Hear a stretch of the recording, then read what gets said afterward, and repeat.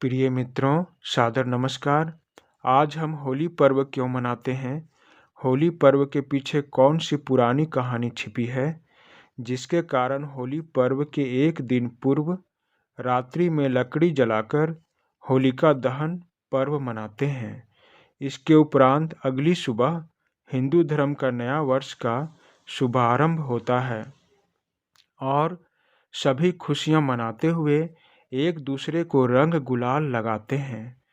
तो आइए मित्रों, हम सभी इस पर्व को विस्तार से और इस पर्व की महत्व के साथ इसे मनाए जाने का कारण पौराणिक कथा के माध्यम से जानेंगे। आशा है कि यह लेख आप सबों को अच्छी लगेगी।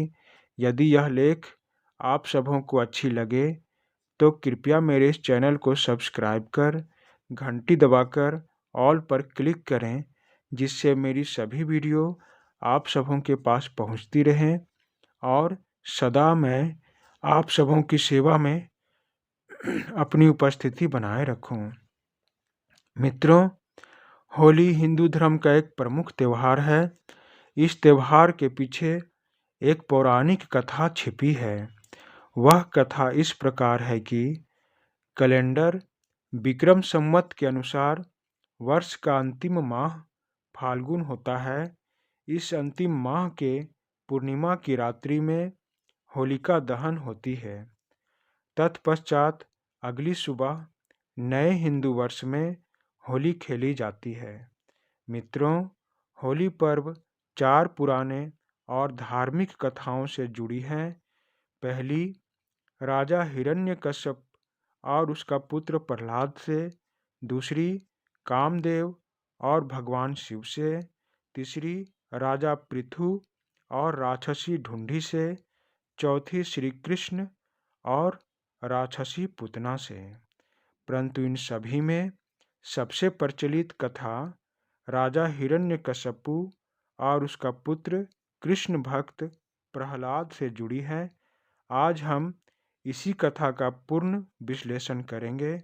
मित्रों, आदि काल में एक ऋषि थे जिसका नाम कश्यप था। ऋषि कश्यप और उनकी पत्नी दिति के 2 बलशाली पुत्र हिरण्याक्ष और हिरण्यकश्यपु थे और 2 पुत्रियां सिंहिका और होलिका थी।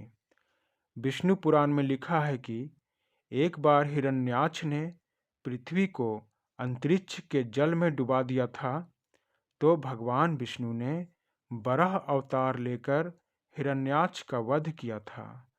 सिंहिका को हनुमान जी ने सीता माता की खोज में लंका जाते समय रास्ते में मार दिया था। अब उनके वंश में एक भाई बहन ही बचे थे, हिरण्यकश्यपु और होलिका। हिरण्यकश्यपु तीनों लोकों में सबसे प्रतापी और अमर राजा होने की इच्छा से भगवान ब्रह्मा की तपस्या में लीन हो गया। उसके कई वर्षों की तपस्या से भगवान ब्रह्मा हिरण्यकश्यपु पर प्रसन्न होकर वहां प्रकट हुए और हिरण्यकश्यपु से वर मांगने को कहा। वर मांगते हुए उसने ब्रह्मा जी से कहा, हे जगत पिता, मुझे अमर होने का वरदान दीजिए। यह सुनकर ब्रह्मा जी ने उससे कहा, हे पुत्र, यह असंभव है। प्रत्येक जीव का अंत एक दिन निश्चित है। अमरता के अलावे कोई दूसरा वरदान मांग लो। यह सुनकर हिरण्यकश्यपु ने अपनी बुद्धि का प्रयोग किया और ब्रह्मा जी से यह वरदान मांगा कि मेरी मृत्यु आपके द्वारा बनाए गए किसी भी जीव रचना से ना हो। कोई भी नर, नारी, पशु, पक्षी, देवता, देवी, दैत्य, नाग आदि मुझे ना मार पाए और मुझे कोई दिन में या रात में किसी भी अस्त्र से या शस्त्र से ना मार पाए। मेरी मृत्यु ना भूमि पर हो, ना आकाश में हो, ना स्वर्ग में हो, ना ही पाताल में हो।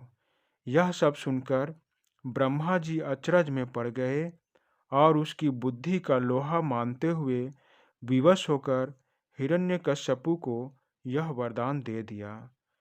इधर जब हिरण्यकश्यपु त्रिलोक अधिपति बनने के लिए इस तपस्या में गए थे, तो उसकी पत्नी उस समय गर्भवती थी। उसकी पत्नी का नाम कयाधु था। हिरण्यकश्यपु के इस घोर तप को देखकर देवराज इंद्र डरने लगे थे। इंद्र यह जानते थे कि इस तपस्या का वरदान स्वर्गलोक के लिए घातक सिद्ध हो सकता है।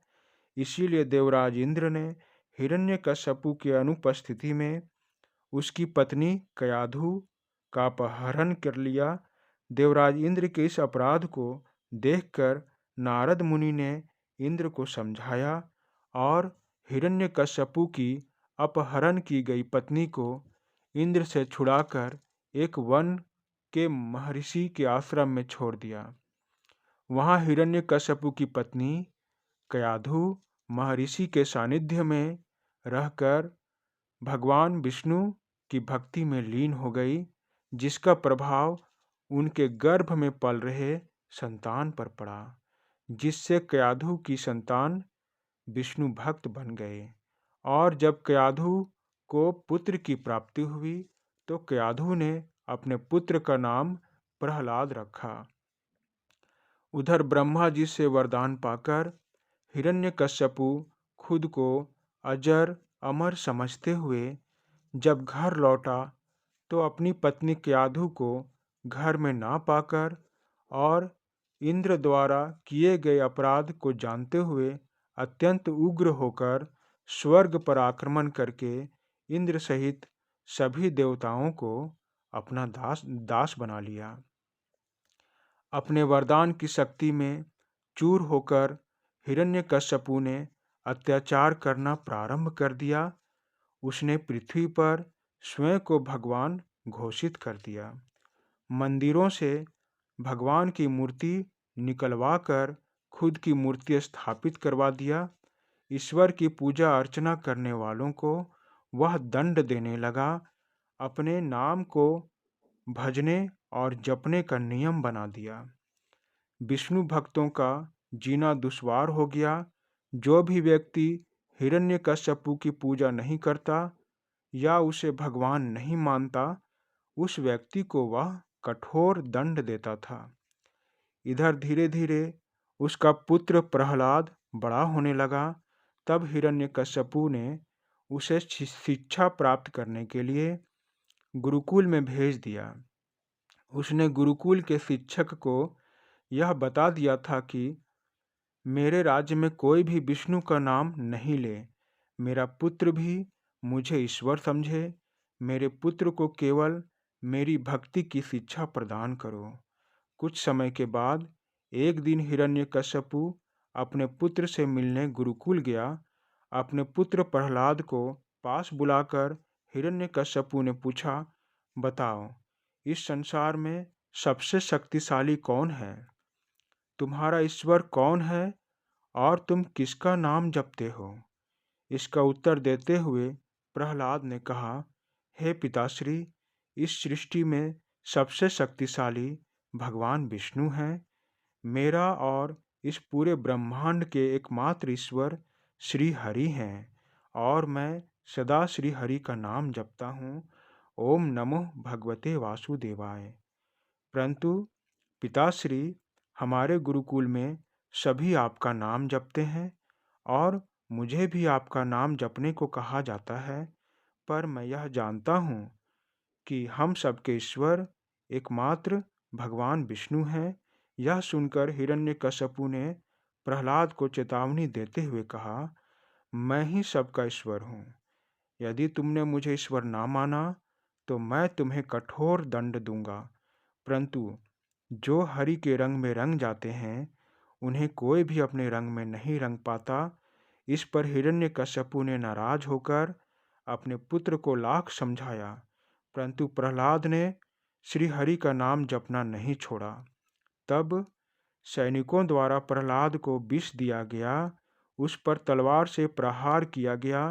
विषधर सांप उसके पास छोड़े गए। हाथियों के पैरों तले उसे कुचलवाने की कोशिश की गई, उसे पहाड़ से नीचे फेंकवाया गया, लेकिन श्री हरि की कृपा से प्रहलाद का बाल भी बांका नहीं हुआ। प्रहलाद की सच्ची विष्णु भक्ति देखकर उसके पिता विचलित हो उठे और अपनी बहन से इस समस्या पर बात करने लगे। तब उसकी बहन होलिका ने भाई को समझाते हुए कहा, भैया, आप व्यर्थ चिंता करते हैं। भूल गए, मुझे ब्रह्मा से वरदान में एक अग्नि में ना जलने वाला चादर मिला था। मैं उस चादर को ओढ़कर जब अग्नि में बैठती हूँ तो आग मुझे नहीं जला पाता।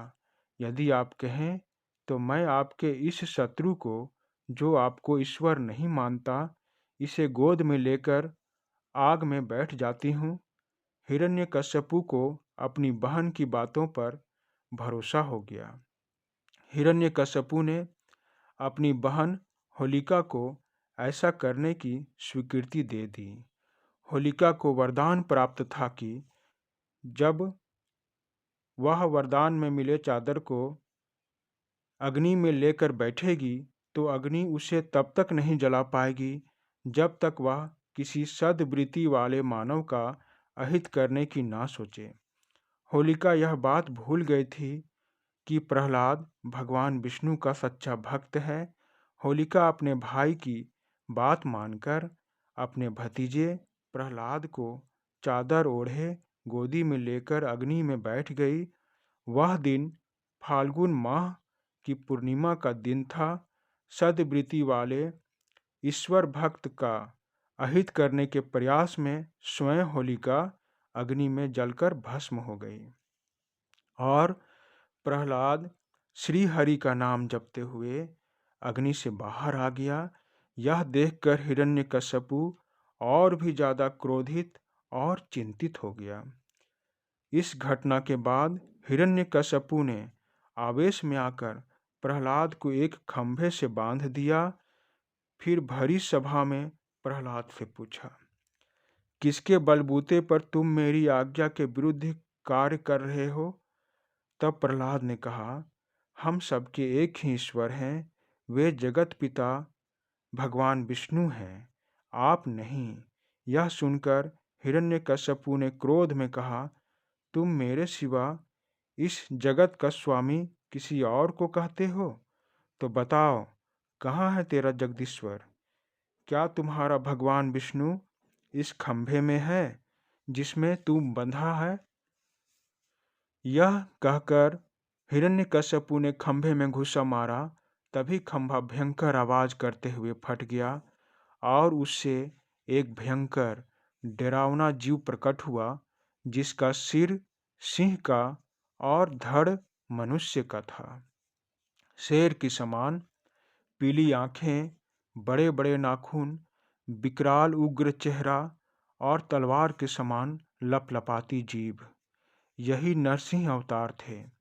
उन्होंने तेजी से हिरण्यकश्यपु को पकड़कर अपनी जांघों में सुला दिया और अपने नाखूनों से हिरण्यकश्यपु के छाती को चीरकर कलेजा बाहर निकाल लिया।